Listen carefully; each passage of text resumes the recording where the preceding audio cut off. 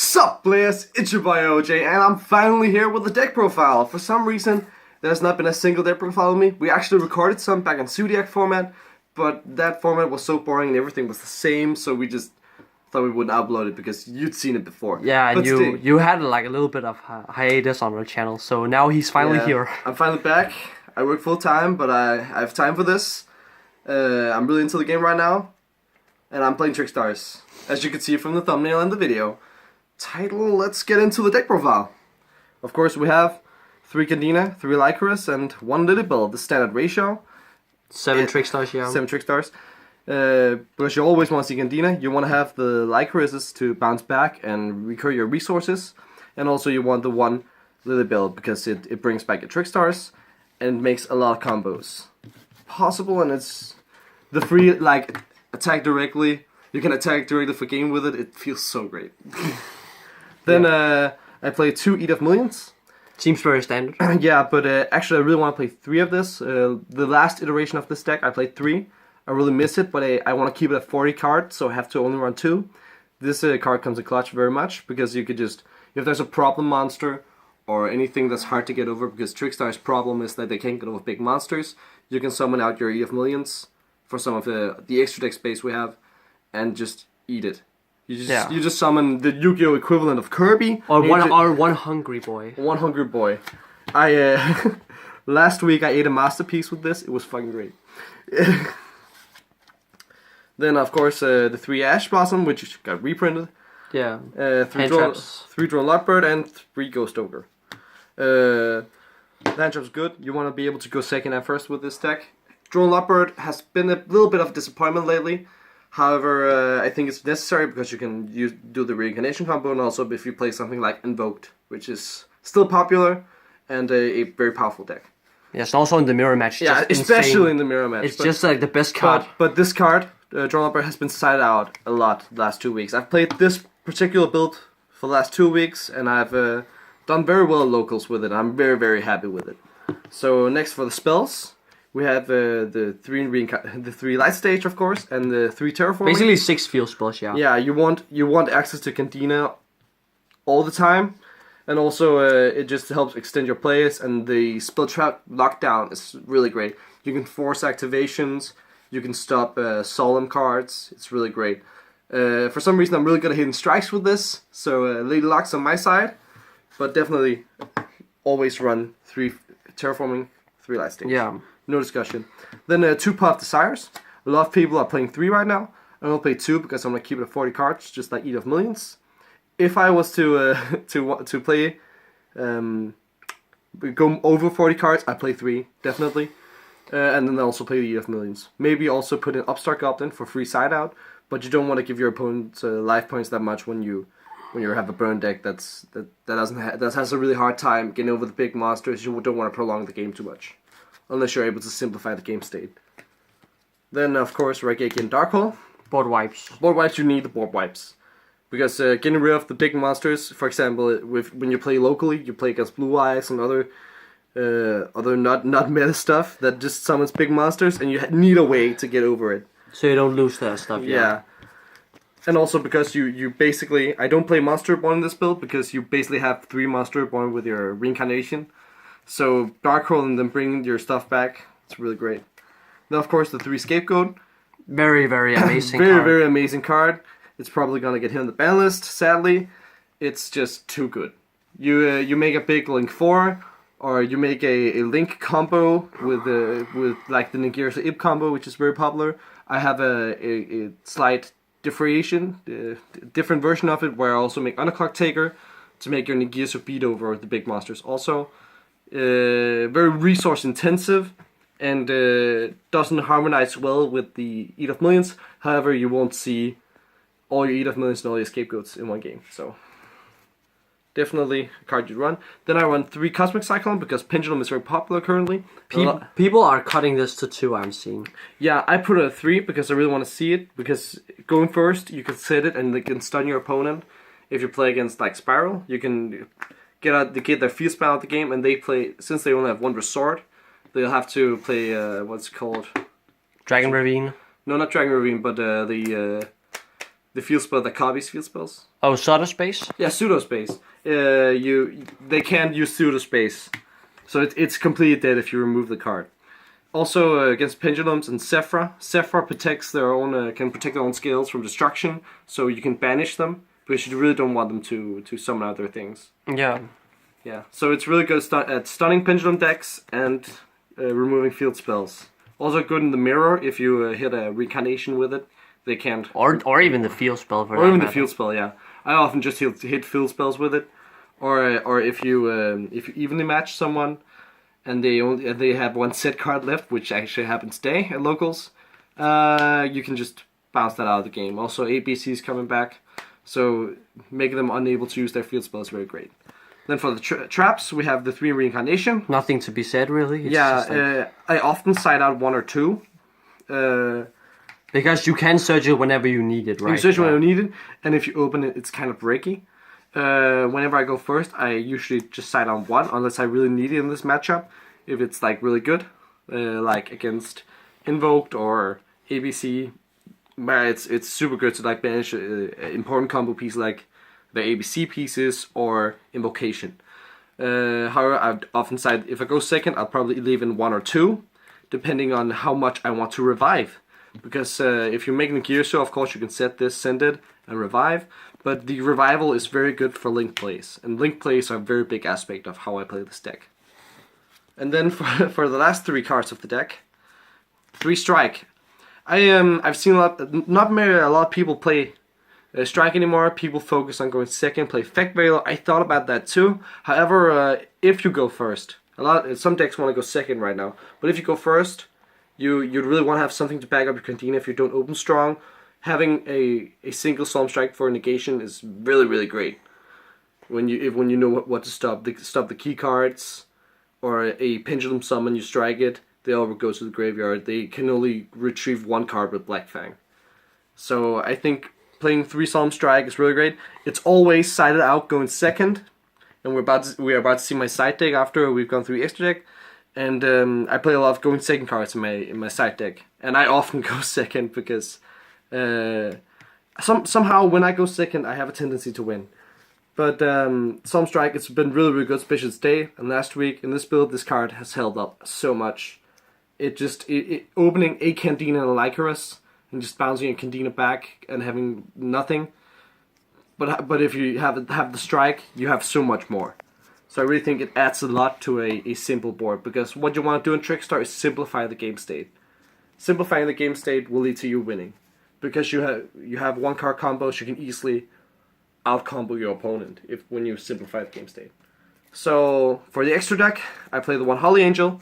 This is really great when people skill drain you, which has happened annoyingly much lately. Because, for example, I play Phantom Spiral today, they play the Gaga Gigo.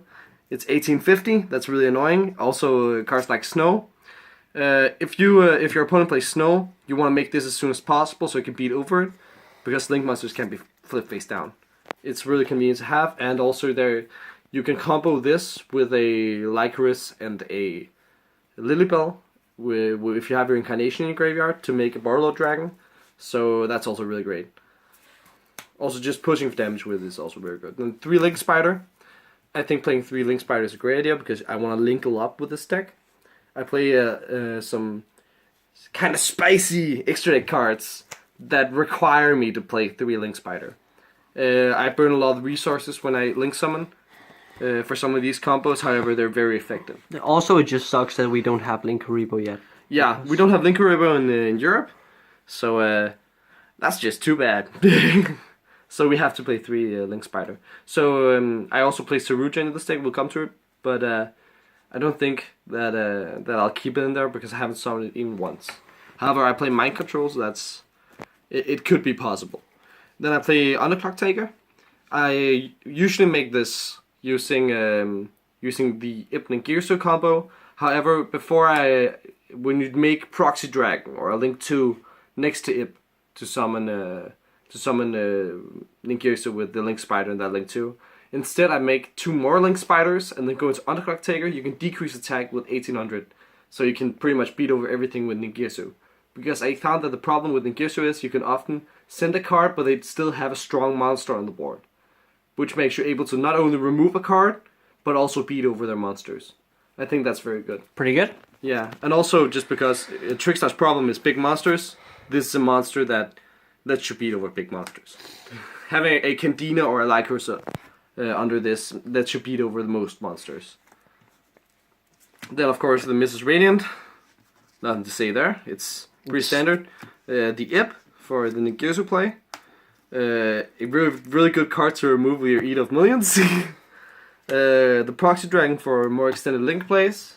Pretty good, pretty standard also, yeah. Pretty standard. Then the Ningirsu, which is, I think this is a must play. The Ningirsu comp is a must play in this deck. Because it like in every deck that plays Scapegoat. Like, yeah, it's so good. Because you get the +1. And also because they... also it just can out anything. Yeah, really. and then they can't really Ghost Stroker it because you can just sacrifice the Ip to save this. So...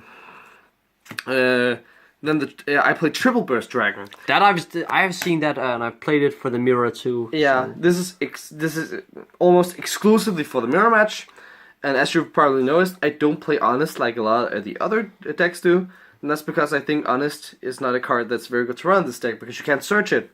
I'd rather wait for Carabine, and this card I'd actually first put in my deck when Carabine comes out. However, since it's the mirror match. Would probably play Honest because who doesn't net deck? This lets you beat over that problem. It's also like pretty good if you beat over like let's say a Dupe Frog and they don't get an effect because you can just negate it. Yeah. So though we don't have much Paleo running around in our locals, but we had a lot of Trickstar at one point, and I thought that playing this would definitely give me the edge against the other Trickstar players. This is a must-have for when we get Trickstar Carabine. So this is just preemptive. Instead of this, if you don't want to play this, play Decode Talker. It's also very good, but I'd play this instead. Also, most people play Honest for the mind games, but because everyone plays Honest, and if you keep up with the metagame, you know Trickstar players play Honest, you already have that mind game. So you don't need to play it. Then of course Borderlord Dragon, because it's a big, it's huge fucker. Oh, I love Borderlord Dragon. It's competing to be my favorite monster right now. It wins games on its own. It annihilates your opponent when you just take their stuff and use their effects against them. And also how you can just do tons of fuckery with the damage step because you can make them unable to use effects. It's so good. It's très bien. Very nice. Very nice. Then we have the Cerulean Skuldran. I have not summoned this a single time, but in theory it's very nice. Because drawing 4 is... Drawing 4 is so nice. And also just being able to special summon from hand. Yeah, the free special summon is very nice. Especially when I side in my kaijus. So I can special summon a big kaiju from my hand if I have one and I don't need to kaiju anything to protect my board from kaijus. I did that when I played Mech Knights the other week, because I had lended out all my Trickstar cards, and that was super nice. And then we have the obligatory Firewall Dragon for the Lilybell combo. Yep. I have never made the Lilybell combo, however, when I eventually run out of materials for my scapegoats, and if we go into a grind game that lets me have my third scapegoat, this is also very nice to make. Also, if you have a monster, and like if you have for materials for the Ip Ningirsu combo, but for some reason you can't make Ip Ningirsu, like you banished it with Eat of Millions, you could make a Link Spider and then summon your Firewall Dragon with the remaining monsters, and then get a free bounce. So that's also pretty nice. And also because you could attack with your Link Spider and summon Crash, and then summon from your hand. So that's nice. And one Cyframe Lord Omega, and now you're thinking, but OJ, you don't play any tuners in your deck. Or you do play tuners. I do, but in the side deck. And then the Break Sword, which is obligatory and is also very nice. Yes, alright. So let's get on to the side deck. So the side deck. I think the side deck is important right now. Mostly when you're making your side deck. OJ Pro Tip! Make your side deck around your locals. If you have very competitive locals, it's a good idea to look at what competitive players are playing. However, if your locals isn't very competitive, you shouldn't do that. You shouldn't just copy someone's side deck for a YCS, because that's not going to be relevant for your locals. You're not going to beat Blue Eyes because you got the side deck from the guy who topped YCS. Yeah. You need to side around what's in your local meta. So, Gamma Engine, sponsored by Chris. Thank you for letting me buy your Gamma. That was very nice.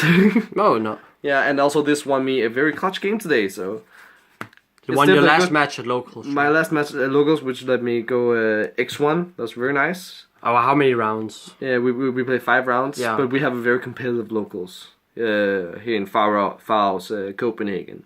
So this is very good. I excited going first sometimes, and also this time when I used it, I only used it once.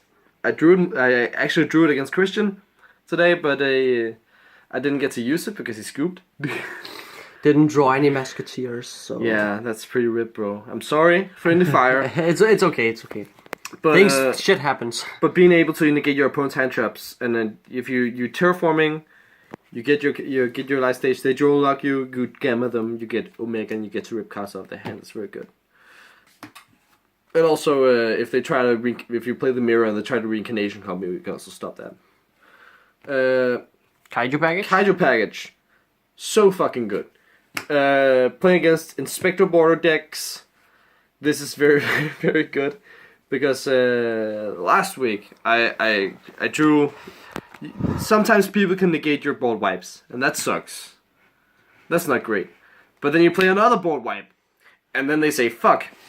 Now my shit is ruined. Yeah. But if they negate this, you always bait with this. They negate it with Ash, and the next turn you banish it, get a kaiju to out the next problem. So yeah. And also the kaijus can be, you give turtle, you get Thunder King, and then you beat over stuff. Yeah. Or you just special summon it from your hand with Saruja if you get to make that. Pretty good. Pretty good. Then I play 2 Mind Control. This is different. Yeah, I think Mind Control is really, really great. Sometimes you only play it Invoked because you can see their stuff and fuse with it. However, I think it's also very good in Trickstar because you can link summon it with stuff. I like link summoning. I like doing it with my opponent's stuff because that's a really easy way to pull apart their board. Playing against something like Pendulum Magician, you can force them to negate your stuff. It's a forced negate, and it can solve a lot of problems because you can start to pick apart your opponent's board. You forcing out negations is a very good way to break a board. So I would probably play 3, but I have very limited space in my side deck, and you'll see why. I had to take out a Dimensional Barrier, which we'll take that now. Actually, I played 2-Dimensional Barrier. Pretty good against Pendulum. Anti-spell fragrance. I think that hits my own deck too hard because I play a lot of spells. I play a lot of essential spells.